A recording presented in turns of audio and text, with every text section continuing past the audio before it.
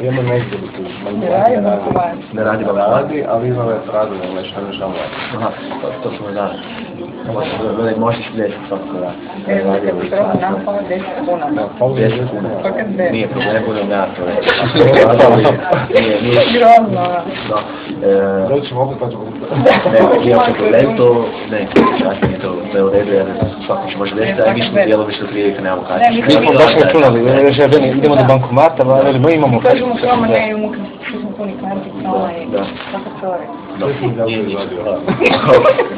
Budem ja uzeo, sve hvala vama i nemojte popivati, u to išlo u račun.